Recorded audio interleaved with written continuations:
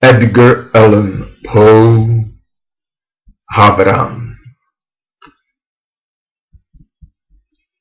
Jednou o půlnoci maje horečku a rozjíma je nad divnými svazky vědy prastaré a záslužné. Když jsem klímal v polospaní, ozvalo se z nenadání velmi jemné zaťukání na dveře. A pak už ne. Je to návštěva či zdání? Bylo to tak nezvučné. Jednou jen a pak už ne. Ach, již při vzpomínce blednu. Myslím, že to bylo v lednu. Každý uhlík vrhal stín jen přede mne a dál už ne. Toužil jsem po kuropění. Marně hledaje v svém čtení ulehčení od hoře nad Lenorou.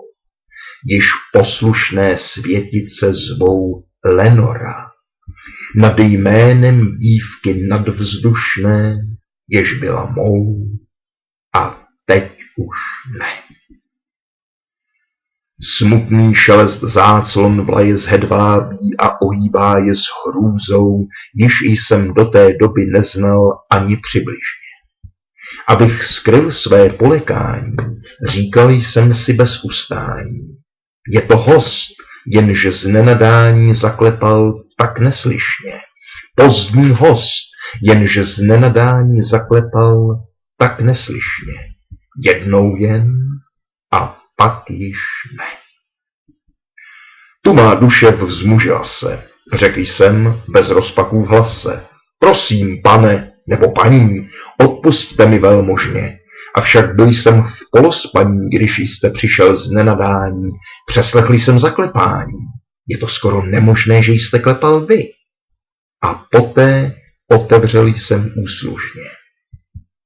Venku tma a víc už ne. Hledět dlouho do tmy z prahu, stoje v pochybách a v strachu.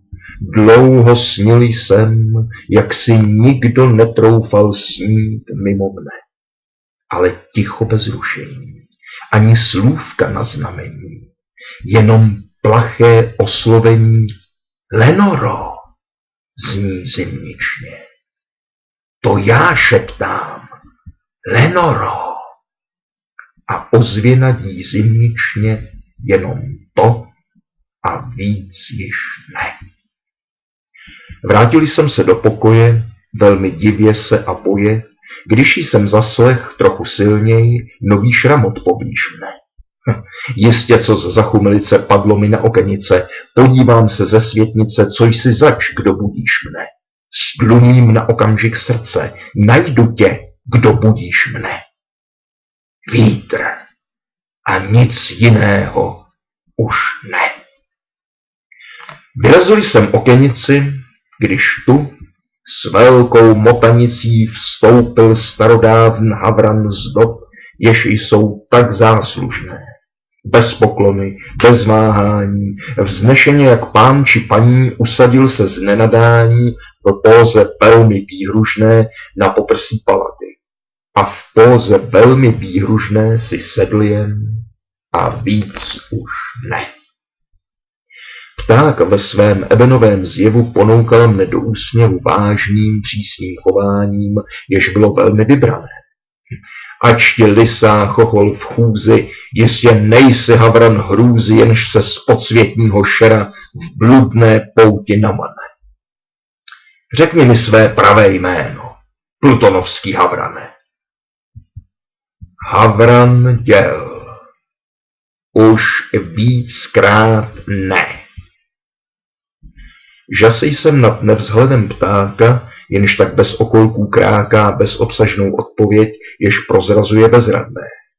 Velmi dobře vím, že není skoro ani k uvěření pták či zvíře, jež si lení v póze velmi záhadné na poprsí nad dveřmi, v póze velmi záhadné a říká si už víckrát ne. Potom sedě na mramoru, ustal Havran v rozhovoru jako duše v jedno slovo samotářsky zabrané. Až jsem si řekl v duchu, takže nedošlo mu to až k sluchu. Věřím pevně na předtuchu, osud často okrad mne.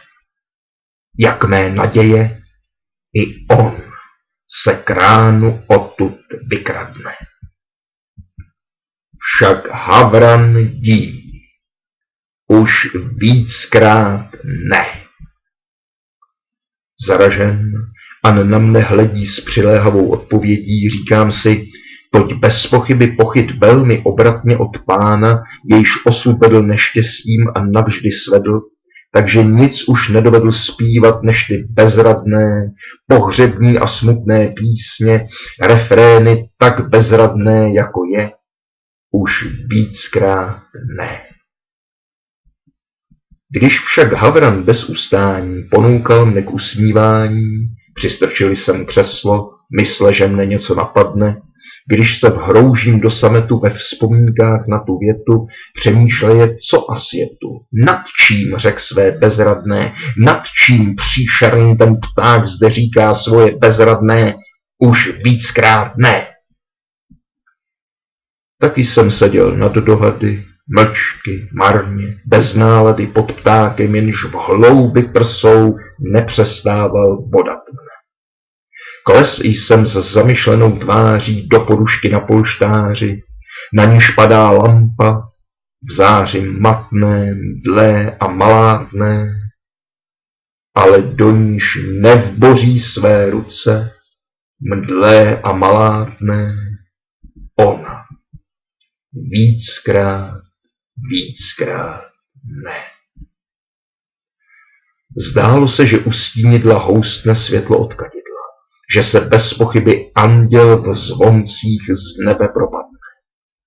Chudáku, tvůj Bůh ti v zpěvu posílá sem pro úlevu balzám na tvou starou něhu, po němž navždy vychladne, po němž láska k lenoře v tvé mysli navždy zapadne.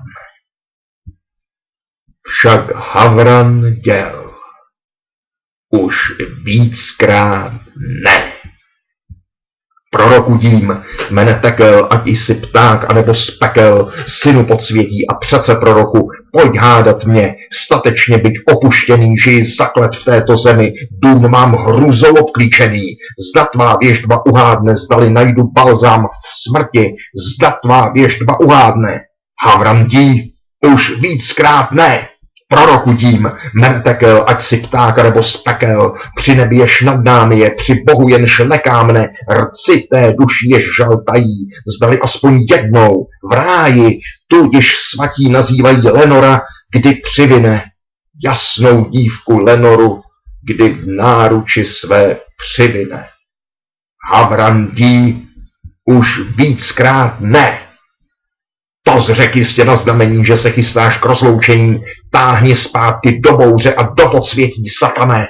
Nenech mi tu starý lháři, ani pírka na polštáři, neruš pokoj mého stáří. Opusť sochu, Havrané, vyndej zobák z mého srdce, opusť sochu, Havrané. Havran dí, už víckrát ne. Pak se klidně ulebedí, stále sedí jako ďábel na bělostných ňadrech Palas Athéné. Oči v snění přimhouřeny na pozadí bílé stěny.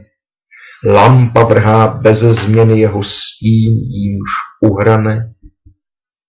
A má duše z toho stínu, jímž mne navždy uhrane, nevzchopí se víckrát ne.